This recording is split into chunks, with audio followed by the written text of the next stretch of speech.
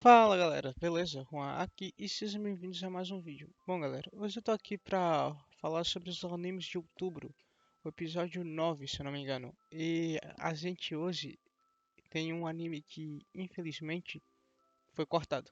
A gente dropou o Tonikaku Kawaii porque não tá indo pra lugar nenhum. E como a temporada tá quase acabando, não vale a pena eu colocar outro anime. Então eu vou aproveitar para pegar o tempo que eu usava para falar de Tonikaku Kawaii para falar um pouco mais sobre os outros animes. Que assim eu acho que fica melhor. Então, agora a gente já não tem o Tonikaku Kawaii, mas temos muito mais tempo para falar de outros animes. Como os de hoje, que Masuno Tabi Tabi voltou a mostrar porque é o melhor da temporada. Jujutsu Kaisen continuou a ser bom. E a da Citação Amora tá continuando aí. É tipo, é o que tá em terceiro lugar, só que não tá ruim. Só que também não tá excelente. Então vamos começar falando de Jujutsu Kaisen. Bom, o episódio começa com o nosso Yu do Kaguya-sama, mostrando a história dele, que ela é meio que uma vítima da sociedade, tipo o Yu do Kaguya-sama, e que ele levava porrada e ninguém ligava, e que ele era sincero, assim, falava as verdades, e que ele não gostava muito do pessoal, tipo, ele odiava todo mundo. Daí ele tinha ido para o cinema. E lá no cinema ele viu o Shigaraki matando o pessoal. Então ele seguiu o Shigaraki. E eu pensava que ele ia lutar contra o Shigaraki. Mas não, na verdade o Yu não sabia de nada. Eu não posso chamar de Yu. O nome dele não é Yu, mas ele é igual o Yu. Mas bom, ele descobriu as coisas do Shigaraki e pediu para mim que o Shigaraki virar um sensei dele. Que ele queria mais aprender como é que o Shigaraki fez isso.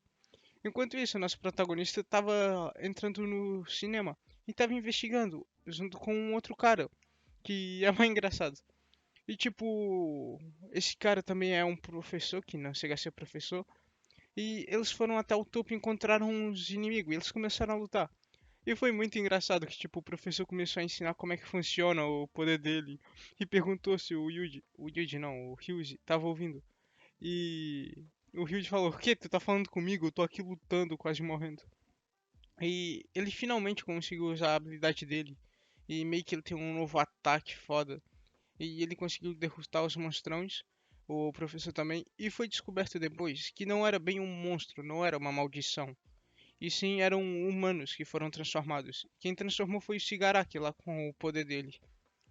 E o protagonista fica meio tristinho, só que passa um tempo e ele tem a missão, porque tinham câmeras. E as câmeras tinham filmado o Shigaraki e o Yu. Então o protagonista agora vai meio que investigar ele. O episódio começa com ele stalkeando. Foi um episódio bem da hora. A história do personagem é muito história de coitadinho, mas não ficou muito escraçado e eu acho que vai ser da hora. As lutas também foram bem animadas, os poderes de Jujutsu Kaisen são sempre bem animadas. Então foi um episódio da hora. Foi bem da hora. Também tinha a habilidade do professor. Eu gostei, sinceramente. Só que não foi o melhor. E não foi o melhor por causa que vamos falar de Masuna no Tabi Tabi. Bom, o episódio já começa mostrando que não é para menores de 18 e que pode ser muito explícito para algumas pessoas. E eu já fiquei em choque pensando, nossa, vai ter algo muito pesado. E o episódio é com a Helena dizendo que tá sem dinheiro e que ela precisa trabalhar. E aparece uma bruxa oferecendo um trabalho rápido para ela. Ela não precisa fazer muita coisa e vai ganhar muito dinheiro. Eu pensei, ok, a Helena vai assaltar um banco com essa bruxa.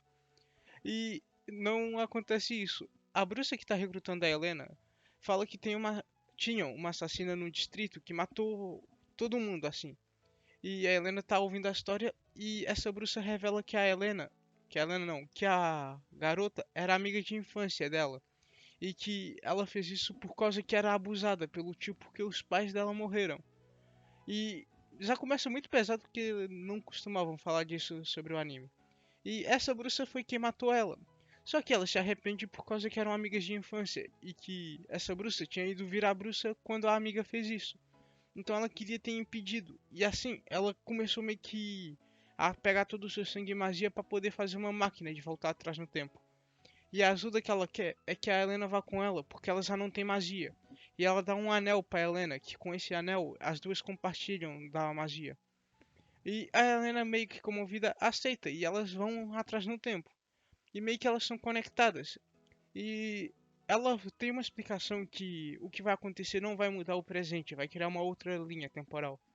Só que isso não é muito importante, porque quando ela tá contando, ela encontra a amiga de infância dela.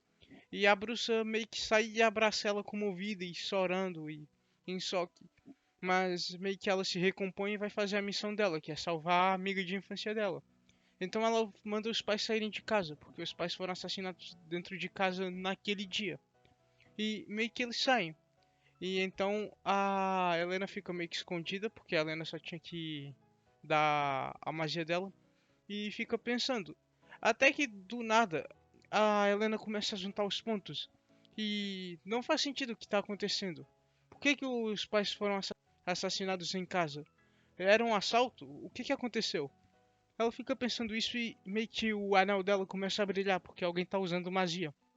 E a Helena fica, deve ser o assassino e a minha amiga vai matar o assassino. Mas do nada o anel acaba. E ela fica, ué, o que que aconteceu? E quando ela chega, ela vê meio que a bruxa toda sanguentada no chão caída. E quem ela vê que fez esse ataque na bruxa é a própria criança. E a criança tá louca. E a Helena meio que fala: o que que você fez isso com a melhor amiga? E a criança é meio psicopata e vai pra cima da Helena. E vai que sal. E a Helena não quer matar. Então, tipo, ela fica em pânico. Até que a bruxa de cabelo roxo levanta e salva ela. E começa a atacar a criança, que era a melhor amiga dela. E acontece uma coisa que eu nem posso colocar no YouTube, porque a bruxa estraga assim a cabeça da criancinha. E é tipo uma criança. E a Helena começa a tentar parar, só que a Helena não consegue parar. E acontece uma coisa que foi introduzida há muito tempo de magia que tira a memória das pessoas. A gente ouviu falar e a gente viu, mas não viu como é que é em combate. E a bruxa de cabelo roxo faz isso. Ela sacrifica as memórias que ela tem com a criancinha para poder matar a criança. E acontece, a Helena, tipo, quando consegue tirar o anel pra tirar a magia da bruxa, porque ela já não tinha, ela sacrificou as memórias. Então ela mata a criança à frente da Helena. E depois elas voltam no tempo. Tipo, elas voltam pro presente. E a Helena já nem quer saber do dinheiro. A Helena vai embora correndo, traumatizada, chorando. E a bruxa de cabelo roxo perdeu as memórias da criança. E a Helena ficou completamente traumatizada. E o episódio acaba com essa vibe muito dark. E sério, foi muito incrível. Foi o melhor episódio de longe, assim. Esse episódio e o episódio 3 ou 4 de Masona Tabitabi foram impecáveis. E, sério, o anime apresenta as coisas e depois usa, tipo, a perca de memória. E ele ainda se preocupa em explicar as coisas, tipo, da linha do tempo. Sério, Masona Tabitabi foi incrível. E esse episódio foi o melhor episódio, assim, de longe. Sério, Masona Tabitabi, eu fico feliz só de pensar. Mas, sem ter Masona Tabitabi, também teve outro anime, que foi o Adachi Toshimamura, que finalmente aconteceu o encontro da Adachi com a Shimamura. E então vamos falar dele. Primeiramente, eu queria dizer que eu sou muito burro, porque eu falei que a Shimamura encontrou a amiga de infância dela, só que isso foi antes do Dia dos Namorados, eu tinha dito que era no dia, mas ela foi um dia antes. E no dia depois, quando ela acorda, tá a alienígena mendigando chocolate, como sempre. E a Shimamura fala, oh, mas eu te dou se tu me der. E a alienígena só desiste. E na escola, no dia dos namorados, a Shimamura fala que trouxe chocolate pra Adachi. E elas marcam de sair num rolê.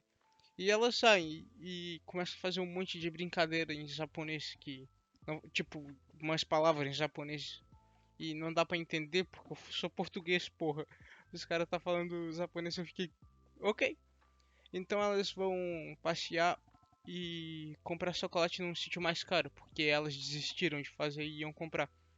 E aí mostra o viagem da Shimamura com a amiga de infância dela. E a viagem é tipo o que acontece com a Daci. Meio que a Shimamura foi se preparando para o encontro. Só que eu já falei disso. Aí tipo elas chegam lá no sítio do rolê e elas comem o chocolate. E é muito bom que a Shimamura fala, não deixe guardado de decoração. E a Daci lembra de tudo que ela guarda de decoração. E aí elas ficam comendo e tem uma cena fofa da Hadashi dando na boca da Shimamura. Que Sério, a Shimamura, a Adachi, de um episódio pro outro ficou muito personagem da hora, eu não canso de elogiar. E mostra meio que o rolê da Shimamura com a amiga de infância dela, que, pra ser sincero, eu acho muito ruçado.